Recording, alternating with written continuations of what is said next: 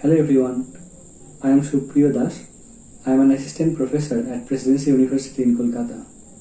I hope all my audience, their families, their near and dear ones are safe during this pandemic. While celebrating the World Environment Day today, I find myself privileged for breathing the fresh air.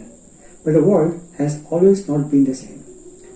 In the early days, we didn't have oxygen in the atmosphere until some tiny creatures evolved on Earth. We call them cyanobacteria or blue-green algae. They started producing oxygen as a byproduct of photosynthesis and happened more than 2 billion years ago. Scientists believe that they found the earliest evidence of oxygen on Earth, and this lies in this tiny piece of rock. This is called banded iron formation. The red iron oxide bands represent the phases when oxygen slowly started accumulating in the primitive atmosphere. This drastically changed our planet's environment and the history of life. Cyanobacteria are still abundant today. They are found in the neighboring pond or even in the open sea. It's missed, but their presence is mostly considered a nuisance as they are toxic to aquatic organisms and are often responsible for fish kills. Fish and other aquatic organisms need oxygen as we do. If the oxygen dissolved in the water becomes less, they simply die, as these fossilized fish died about 50 million years ago. Today, we have 21% oxygen in the atmosphere. Do you think if we had more, it would be better? In fact, underwater divers carry cylinders often with over 30% oxygen for staying longer in deeper water. But oxygen is toxic, and breathing pure oxygen can even cause death. When we talk about atmosphere and oxygen, we think of pollution, don't we? When we burn fossil fuel for producing energy, we consume oxygen. Fossil fuel such as coal contains carbon that was part of the atmosphere millions of years ago. The burning of coal releases stored carbon into the atmosphere and increases the relative proportion of atmospheric carbon dioxide, which is otherwise only 0.04%.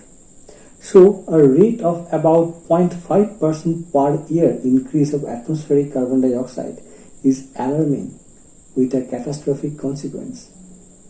When we talk about oxygen, we cannot forget ozone. High in the atmosphere, some oxygen molecules absorb energy from the sun's ultraviolet ray and form ozone molecules. The thin layer of ozone that surrounds Earth 50 kilometers above the surface acts as a shield and protects the planet from harmful UVB radiation. In the primitive world, life was restricted in the ocean.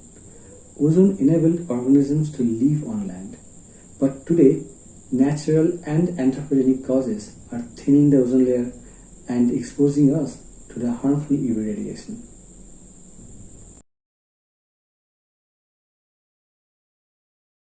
We use sunscreen lotions for protecting against UV radiation.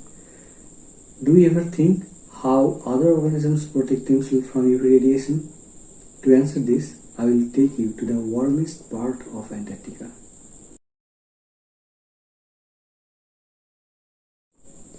Indian scientific research is going on in the Bharati Research Station in Lasman Hills.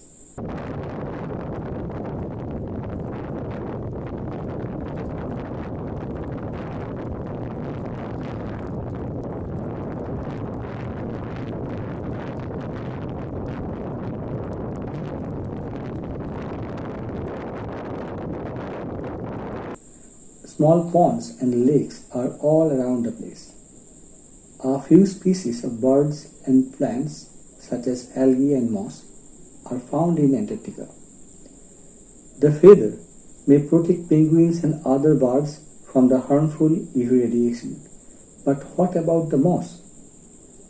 Ongoing research reveals Antarctic mosses respond to increasing UV exposure by producing UVB screening compounds and changing their pigment color in summer.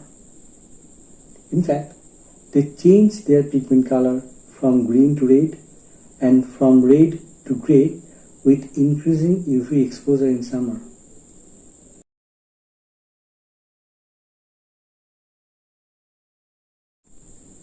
We are part of an ecosystem that is sensitive to small changes. The geological records tell us the need of ecosystem restoration. On the World Environment Day, we should take an oath that we will protect our ecosystem. Before I finish, I should acknowledge my students who contributed to the ongoing research I presented here. Thank you for listening. Jai Hind.